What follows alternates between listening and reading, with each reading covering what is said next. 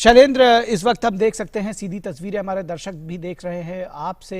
जानना चाहेंगे किस तरह का कार्यक्रम है। प्रधानमंत्री विजय घाट पर पहुंच चुके हैं और लाल बहादुर शास्त्री के पुत्र भी उनके साथ मौजूद हैं। जी निखिल, बिल्कुल आप इस वक्त सीधी तस्वीरें देख रहे होंगे। प्रधानमंत्री नरेंद्र मोदी विजय घाट पर पहुंचे हैं। प्रधानमंत्री थोड़ी देर में लाल बहादुर शास्त्री जी को श्रद्धा सुमन अर्पित करेंगे और इस वक्त सीधे वो विजय घाट पर जो समाधि स्थल है उस ओर आगे बढ़ते हुए दिखाई दे रहे हैं। जी, हम जानते हैं कि आज पूरा देश लाल बहादुर शास्त्री जी को याद कर रहा है। उनकी 116वीं जयंती पर आज पूरा देश उन्हें श्रद्धा सुमन अर्पित कर रहा है। विजय घाट पर इस वक्त प्रधानमंत्री धीरे धीरे समाधि स्थल की ओर बढ़ रहे हैं। हम जानते हैं कि देश लाल बहादुर शास्त्री जी को ऐसे प्रधानमंत्री के तौर पर जानता है जब उन्होंने जय जवान जय किसान का नारा दिया था, जब देश उस वक्त चुनौतियों के दौर से गुजर रहा था। 1965 में जिस तरह से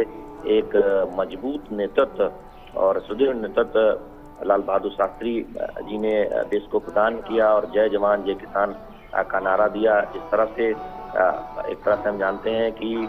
तब अनाज की जो एक कमी थी हमारे देश में और उपवास रखने का एक आह्वान किया था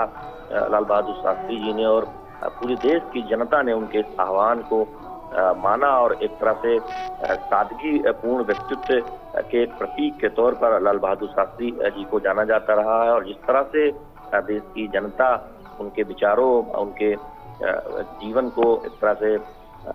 उसका कह सकते हैं कि उनके विचारों का पालन करती रही और उनके आह्वान को जिस तरह से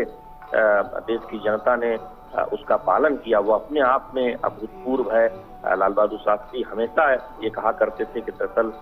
देश का जो शासन है वो जनता के लिए होना चाहिए और वो एक उदाहरण से सादगीपूर्ण व्यक्तित्व का उनका पूरा जीवन अगर आप देखें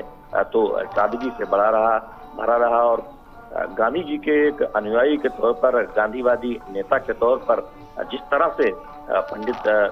नेहरू के निधन के बाद उन्होंने देश की बागडोर संभाली, देश को एक मजबूत नेतृत्व दिया, निश्चित तौर पर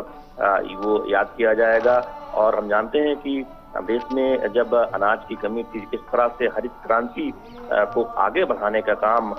लाल बहादुर शास्त्री जी के प्रधानमंत्री रहते हुए किया गया और अनाजों के मामले में भारत एक आत्मनिर्भर देश बना। उसमें लाल बहादुर शास्त्री जी के योगदान को कभी भुलाया नहीं जा सकता। इसके साथ ही साथ श्वेत क्रांति देश में जो हम जानते हैं कि आगे आके उस पर भारत आगे बढ़ने में कामयाब रहा और जो उसकी भी नींव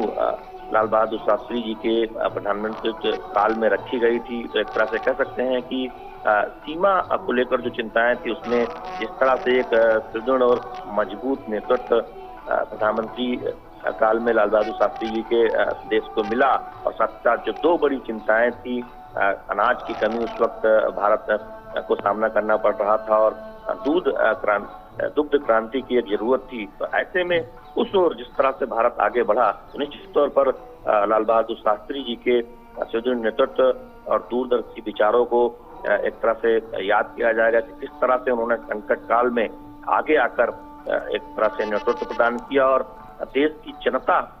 को वो मनोभाव को समझाने में सफल रहे कि कैसे चुनौतियों का मुकाबला किया जाता है। और निखिल, हम जानते हैं कि उनके पूरे जीवन में आप देखें, अगर बाल्यकाल से लेकर उनके राजनीतिक जीवन में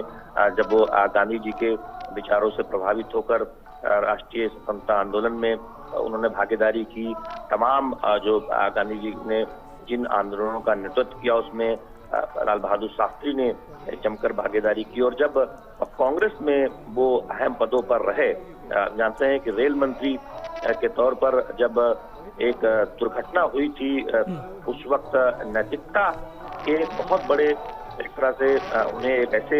नेता के तौर पर भी याद किया जाता रहा है कि जो नैतिक मूल्यों की बहुत वकालत करते रहे हैं। और जब वो दुर्घटना हुई, उन्होंने रेल मंत्री के पद से त्यागपत्र दिया। तो एक तरह से देखें, तमाम